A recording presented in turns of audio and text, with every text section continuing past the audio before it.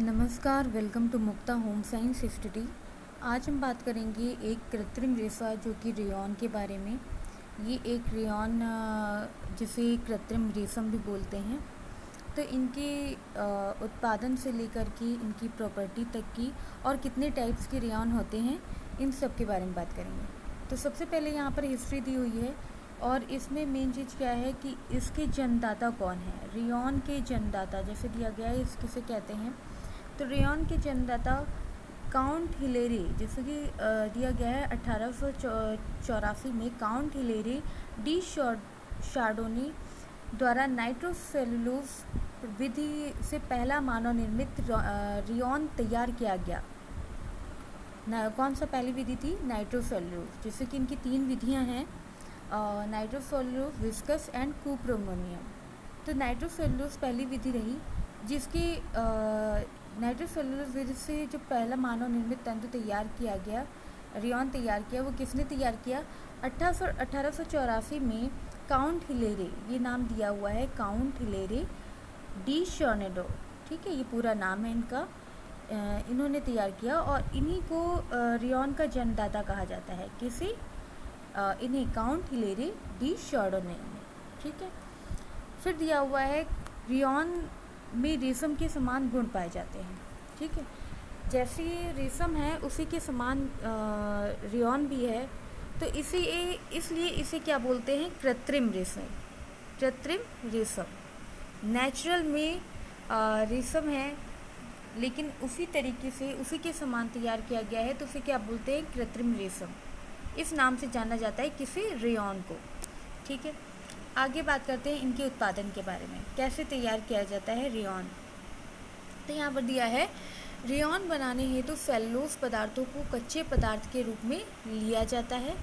इन पदार्थों में कपास, बांस की लुगदी आदि पर विभिन्न रसायनों की क्रिया द्वारा इसका गाढ़ा घोल तैयार किया जाता है।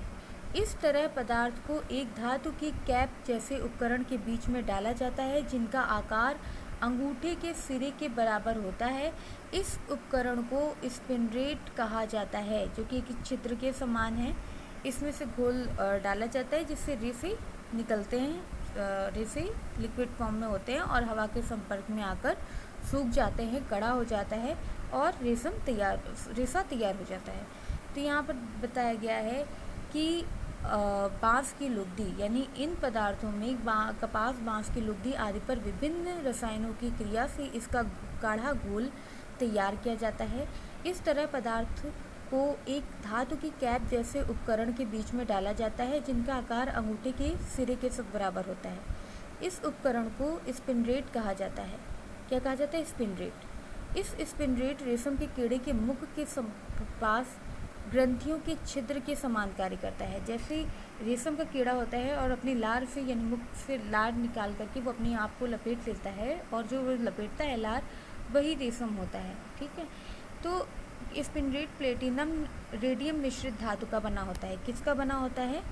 ये दिया हुआ है, स्पिंडरेट प्लेटिनम रेडियम मिश्रित धातु का बना होता है। प्लेटिनम रेडियम मिश्रित धातु का बना होता है, क्योंकि इस धातु पर अम्ल व क्षार का प्रभाव नहीं पड़ता है। इसमें ऐसे छोटे छोटे छिद्र होते हैं जो साधारण आंख द्वारा नहीं दिखाई देते। प्रत्येक छोटे छिद्र में से एक तरल तंतु निकलता है और बाहर के वातावरण में ठोस तंतु बन जाता है। इस प्रकार पूरी प्रक्रिया रेशम के कीड़े के समान की जाती है। इस प्रक्रिया में केवल अंतर यह रहता है कि रेशम का कीड़ा सेलुलोज पदार्थों को पाचन द्वारा प्रोटीन पदार्थ में परिवर्तित कर देता है। इसलिए रेशम का तंतु प्रोटीन प्रकृति का होता है, जबकि रेयॉन में सेलुलोज पदार्थ रसायन की क्रिया के पश्चात सेलुलोज ही रहता है। इसलिए रेयॉन का तंतु सेलुलोज प्रकृति का होता है।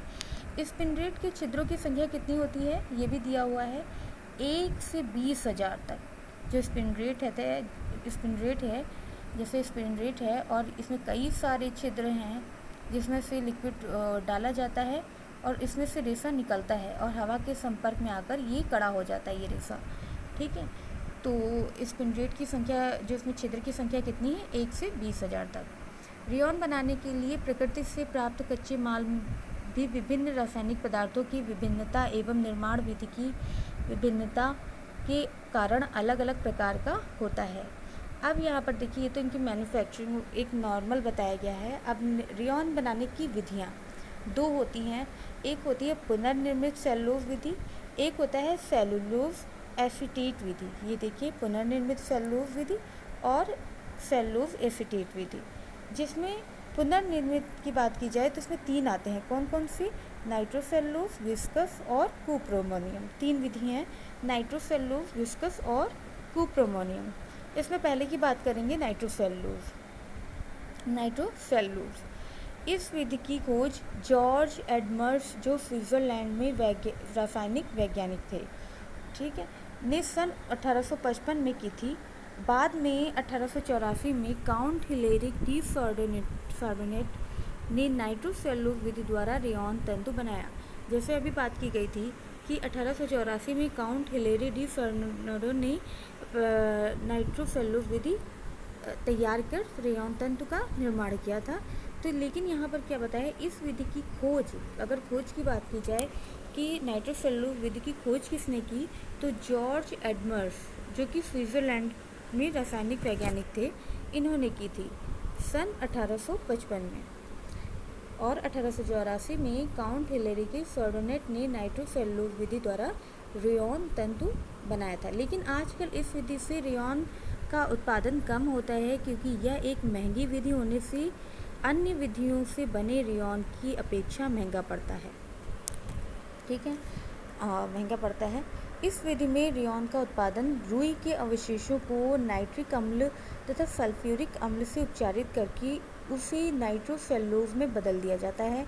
नाइट्रोसेलुलोज को ईथर अल्कोहल में मिलाकर गाढ़ा घोल तैयार करते हैं, जिसे कोलोडियन कहते हैं। इस घोल को स्पिनरेट में से छानने पर ईथर अल्कोहल घोल में से उड़ जाता है तथा घोल रेयॉन के रेशे के रूप में प्राप्त होता है, जो सूखकर कड़ा हो जाता है। अब इस धागे से नाइट्रेट तत्व को हाइड्रोसल्फाइड की क्रिया द्वारा हटाया जाता है। इससे शुद्ध सेलुलोज तंतु प्राप्त होता है। अब इधर देखिए जरा, ये चीज़, अब नाइट्रोसेलुलोज विधि में ये दिया हुआ है कपास की पट्टियाँ, ठीक है, कपास की पट्टियाँ, नाइट्रिक अम्ल, ये देखिए कपास की पट्टी, नाइट्रिक अम्ल, सल्फ्यूरिक अम्ल, तो उससे क्या बना? नाइट्रोसेलुलोज।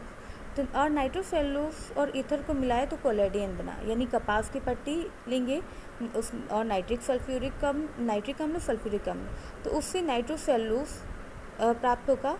तो नाइट्रोसेलुलोज और ईथर को मिलाएंगे तो कोलेडियन प्राप्त होगा। कोलेडियन को स्पिनरेट से डालेंगे तो ईथर अल्कोहल उड़ जाएगा और रेशा प्राप्त होगा, जो कि एक ज्वलन रेशा होगा, वो प्राप्त होगा। उसको शुद्ध सेलुलोज में कैसे कन्वर्ट करेंगे, तो जो रेशा है रेयॉन रेशे पर हाइड्रोसल्फाइड की प्रतिक्रिया करवाने पर शुद्ध सेलुलोज प्राप्त होगा। तो ये इनकी नाइट्रोसेलुलोज विधि हो गई।